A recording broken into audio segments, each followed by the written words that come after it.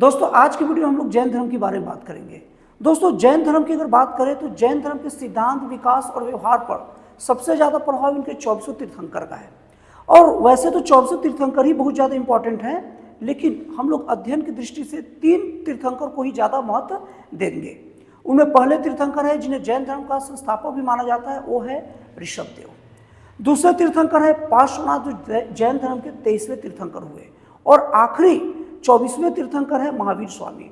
वैसे तो दोस्तों बता दूं, महावीर स्वामी जैन धर्म के आखिरी तीर्थंकर हुए, 24वें तीर्थंकर हुए, लेकिन इन्हें ही जैन धर्म का वास्तविक संस्थापक कहा जाता है।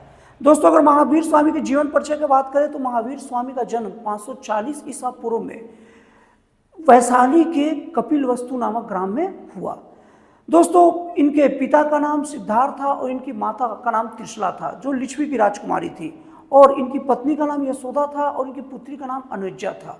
दोस्तों ज्ञान एक ऐसा चीज होता है ना, जब आदमी के अंदर आने लग जाता है तो उसके अंदर वैराग्य उत्पन्न होता है। कई लोग को ये वैराग्य बचपन से समझ में आने लग जाता है और कई लोग को एक समय बीतने के बाद आता है। तो महावीर स्वामी को ये वैराग्य का एहसास बाद में होना शुरू हुआ। इन्होंने जब इनको वैराग्य का एहसास हुआ तो अपने बड़े भाई से, अपनी पत्नी से और अपने बच्चों को, मतलब अपनी पुत्री को ये जानकारी देते हुए, पूरी जिम्मेवारियों सबको सौंपते हुए एक ज्ञान की खोज में निकल पड़े।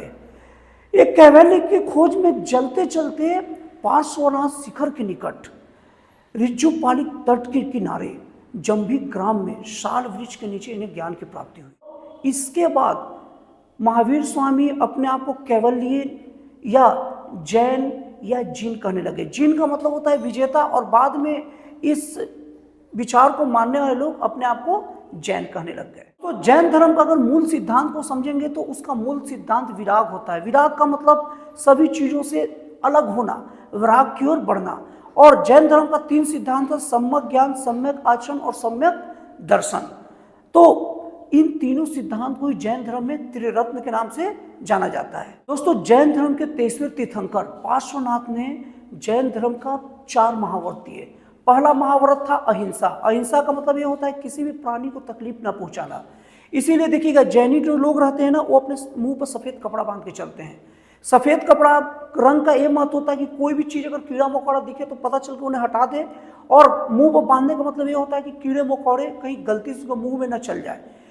और इसके बाद दूसरा उनका सिद्धांत था अपरिग्रह। अपरिग्रह का मतलब क्या है कि आपको संपत्ति इकट्ठा नहीं करना है, जितनी संपत्ति की आपको जरूरत उतना यूज करिए और बाकी को छोड़ दीजिए। तीसरा सिद्धांत है अस्तेय। अस्तेय का मतलब आपको चोरी नहीं करना है। और चौथा सिद्धांत है अमरीशा। अमरीशा का मतलब यह है कि आपको असत्य नहीं बोलना है।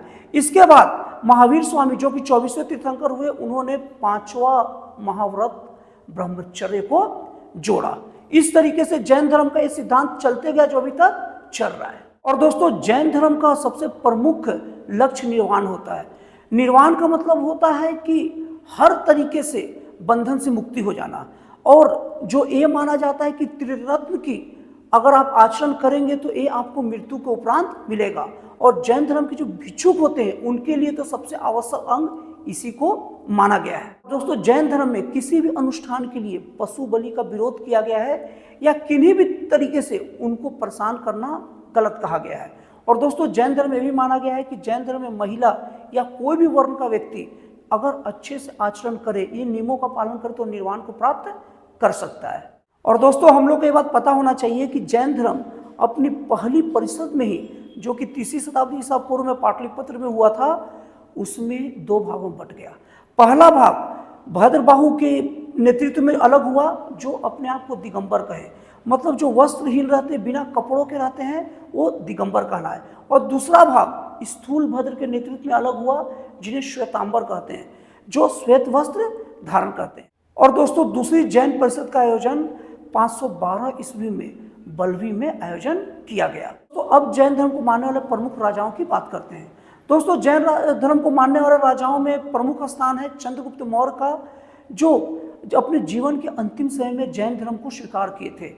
दोस्तों कर्नाटक के श्रावणबेल बेला में जैन धर्म को उन्होंने माना था और श्रावणबेल बेला में ही इन्होंने अपनी आखिरी सांस भी ली।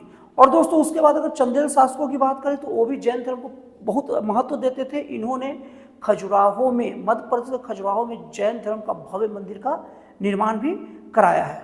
और दोस्तों आपको एक बात और बात बता दूं कि जैन धर्म में हिंसा का बहुत ज़्यादा विरोध किया जाता है और खेती में बहुत ज़्यादा हिंसा होती है। तो इसलिए कृषक जो समाज है, किसान वर्ग है, वो जैन धर्म से थोड़ा सा अलग होके रह गया। और दोस्तों आप लोग को मैं एक चीज़ और बता दूं कि जैन धर्म के 23वें जो तीर्थंकर थे पार्श्वनाथ, वो बनारस के थे और सम्मेद शिखर में घनघोर तपस्या की थी। तो दोस्तों आपको ये जानकारी कैसी लगी मुझे कमेंट करके बताइएगा। तो दोस्तों फिर मिलते हैं अगले वीडियो में एक नए, एक जन कल्याणकारी और एक राष्ट्रवाद प्रेरित नए विचारों के साथ।